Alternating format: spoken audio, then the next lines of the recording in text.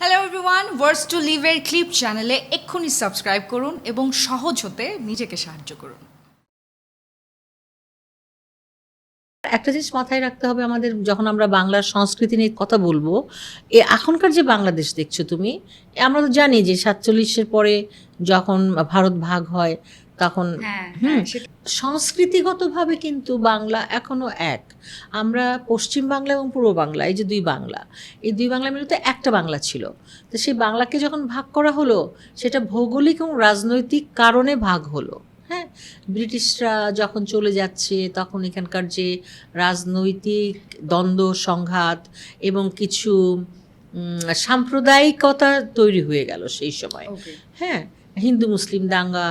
হ্যাঁ, এই যে ধর্মের নামে আমি এটা বলতে চাই আসলে, কারণ ধর্মটা ব্যক্তিগত জীবনাচরণের অংশ, কিন্তু সেটা তো আমার যে জাতীয়তাবাদ বা আমি যে বাঙালি বা আমি যে সিন্ধি বা আমি যে একজন উত্তর ভারতীয় একজন নাগরিক, তো আমার যে জীবনযাপন, আমি যেভাবে ছোট থেকে বড় হয়েছি, যে আবহে যে পরিবেশে, সেটা আমি ধারণ করি এবং সেটা কিন্তু আমার হাজার হাজার বছরের ঐতিহ্যের অংশ, আমার শেকড়।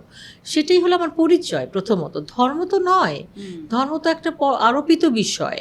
হ্যাঁ, তো সেখানে যদি আমি বলি যে আমি মুসলিম জাতি, আমি হিন্দু জাতি, ও খ্রিস্টান, এটা তো জাতি না। এটা তারা ওটা ব্যক্তিগত বিষয় বিষয় এবং একটা হলো যে জাতি না। জাতি কখনো তার ভাষা, তার সংস্কৃতি থাকবে, তার আচার আচরণ থাকবে একই রকমের, তার তার যে খাওয়া পোশাক আশাক, তার স্থাপত্য বৈশিষ্ট্য, এগুলো কিছু বিশিষ্টতা তৈরি হয় অঞ্চল ভেদে, তখন সেটা তার জাতীয়তাবাদ।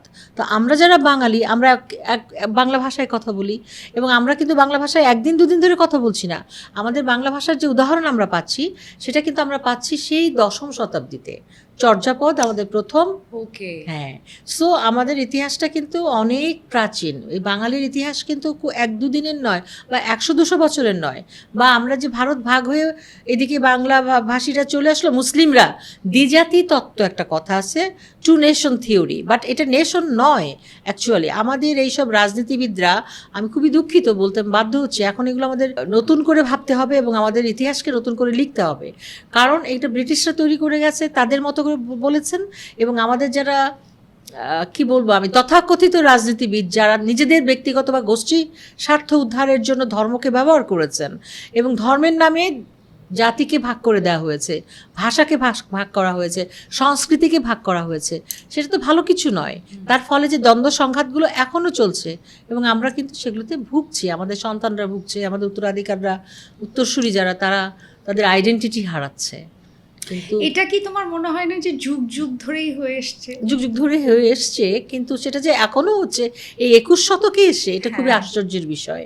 আমরা কি পেছন দিকে হাঁটবো পিঙ্কি? না, অবশ্যই না। আমরা এই যে প্রবলেমটার কথা তুমি বললে এখন, হ্যাঁ, সেটা হাজার বছর বলতে হবে আমার, রাইট? যখন রাজত্ব ছিল, রাজা ছিল, সেনাপতিরা ছিল, সেনাপতি রাজার মাঝখানে যারা ছিল, আমি যতটুকু জানি, পড়েছি, আমি খুব কম পড়েছি ইতিহাস নিয়ে, আমার সেন্সটা হচ্ছে প্র্যাকটিক্যাল সেন্স নিরু। আমার বই পুস্তকের কথা হয়তো আমি ওইভাবে বলতে পারবো না, পরিবেশ থেকে আমি শুনেছি। শোনা, তুমি গল্প পড়েছো, আমি তোমার কাছ থেকে সেই গল্পটা শুনেছি।